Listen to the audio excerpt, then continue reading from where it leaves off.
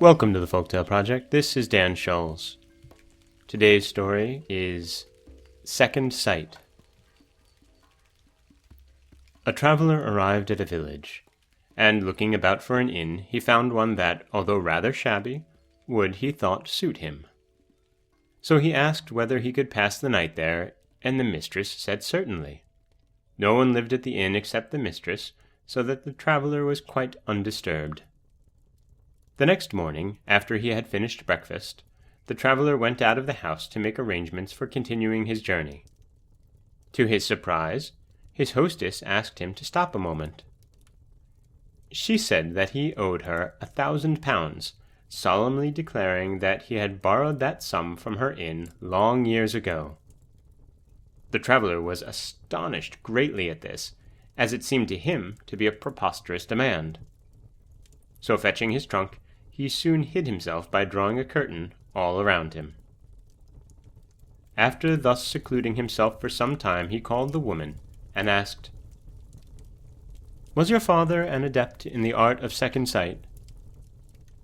The woman replied, "Yes, my father secluded himself just as you have done." Said the traveler, "Explain fully to me why you say that I owe you so large a sum." The mistress then related that when her father was going to die, he bequeathed her all his possessions except his money.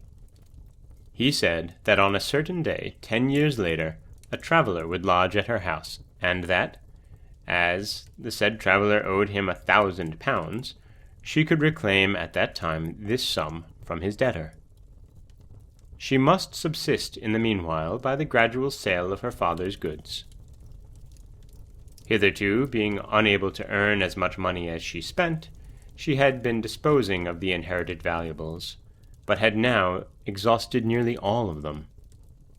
In the meantime, the predicted date had arrived, and a traveler had lodged at her house, just as her father had foretold. Hence she concluded that he was the man from whom she could recover the £1,000. On hearing this, the traveler said that all the woman had related was perfectly true. Taking her to one side of the room, he told her to tap gently with her knuckles all over a wooden pillar. At one part the pillar gave forth a hollow sound. The traveler said that the money spoken about by the poor woman lay hidden in this part of the pillar.